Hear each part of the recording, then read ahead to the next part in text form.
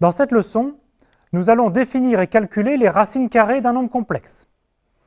Cela nous permettra ensuite de résoudre les équations du second degré, qu'elles soient à coefficient réel ou complexes.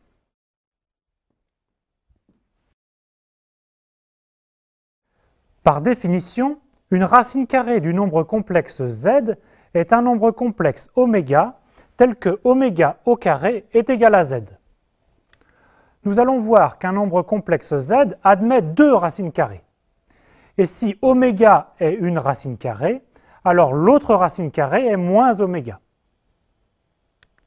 Voici quelques exemples. Pour un réel positif x, ses racines carrées sont plus racine de x et moins racine de x. Les racines carrées de moins 1 sont plus i et moins i. Enfin, vérifiez par le calcul en élevant au carré que les racines carrées de i sont racine de 2 sur 2 facteur de 1 plus i et son opposé.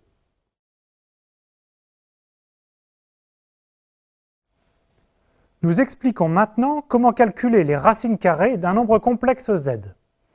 On cherche donc oméga sous la forme x plus y. L'équation oméga carré égale à z est équivalente à x plus y au carré égale à a plus ib. On développe et on identifie les parties réelles entre elles et les parties imaginaires entre elles. Il y a ensuite une astuce à retenir. Comme oméga carré égale à z, alors module de oméga au carré est égal au module de z. Cela ne change donc rien aux équivalences. Si l'on rajoute l'équation x carré plus y carré qui est égale à module de oméga au carré, égale à racine de a carré plus b carré qui est égal à module de z. En ajoutant la première et la troisième ligne, on obtient 2x carré égale à racine de a carré plus b carré moins plus a. Et avec la troisième ligne moins la première, on obtient 2y au carré égale à racine de a carré plus b carré moins a. Cela permet d'obtenir x et y au signe près.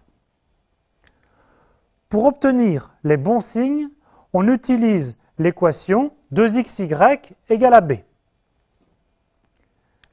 Si b est positif, alors x et y sont de même signe. Donc si on prend plus pour x, il faut prendre plus pour y.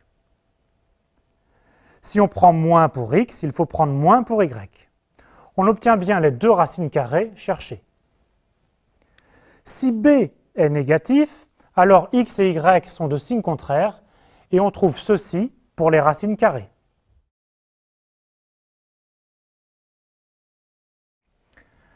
Il n'est pas nécessaire d'apprendre les formules. Cela va très vite de refaire les calculs à chaque fois. Par exemple, calculons les racines carrées de i.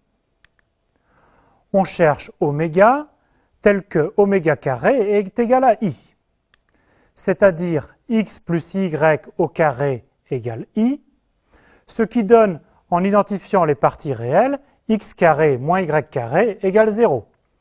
Et en identifiant les parties imaginaires, 2xy égale 1. On n'oublie pas de rajouter l'égalité provenant des modules. Ici, x carré plus y carré égale à le module de i, donc 1. Par somme et différence de ces deux équations, cela nous donne les équations suivantes. Ce qui permet de trouver x et y au signe près. L'équation 2xy égale 1 nous indique que x et y sont de même signe et on obtient exactement ces deux solutions. En écrivant 1 sur racine de 2 égale à racine de 2 sur 2, on obtient que les racines carrées de i sont racine de 2 sur 2 facteur de 1 plus i et moins racine de 2 sur 2 facteur de 1 plus i.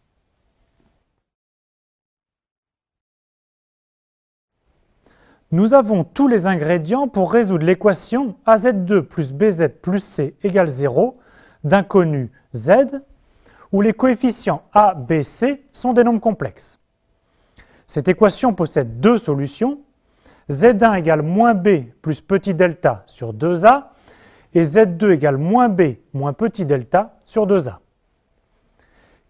Qu'est-ce que ce petit delta? On calcule d'abord le discriminant, grand delta égale B carré moins 4AC. On calcule ensuite une racine carrée petit delta. Par exemple, pour l'équation de degré 2 à coefficient complexe z carré plus z plus 1 moins i sur 4 égale 0, le discriminant grand delta est égal à i, dont on a déjà calculé une racine carrée. On prend n'importe laquelle de ces racines carrées. Par exemple, petit delta égale à racine de 2 sur 2, facteur de 1 plus i.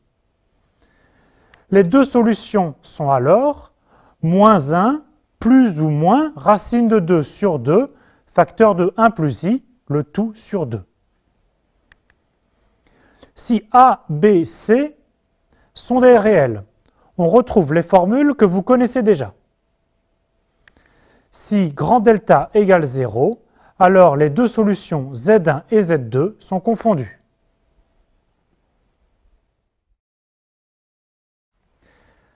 La démonstration pour trouver Z1 et Z2 est la suivante. On factorise par A et on reconnaît dans le terme Z2 plus B sur A, Z, le début du carré Z plus B sur 2A au carré. Il faut ensuite corriger en soustrayant par moins B carré sur 4A carré. Ensuite, on reconnaît au numérateur grand delta qui est aussi petit delta au carré. Nous sommes en présence d'une identité remarquable du type a carré moins b carré égale à a moins b facteur de a plus b, ce qui nous permet de factoriser. Maintenant, notre polynôme az2 plus bz plus c s'annule si et seulement si un de ces facteurs est nul. Donc si et seulement si z égale à z1 ou z égale à z2. Conclusion, les racines de az2 plus bz plus c sont bien z1 et z2.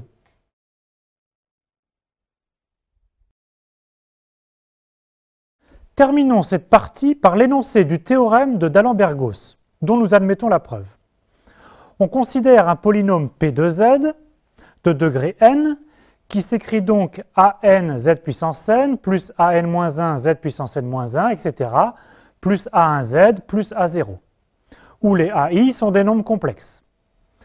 Alors l'équation P de z égale 0 d'un connu z admet n solutions. Et ces n solutions sont des nombres complexes. Une autre formulation de ce même théorème est que le polynôme P de z peut se factoriser sous la forme an facteur de z-z1 fois z-z2, etc. jusqu'à z-zn.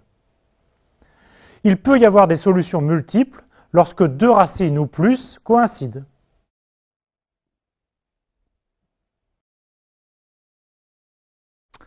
À vous de travailler en répondant aux questions suivantes.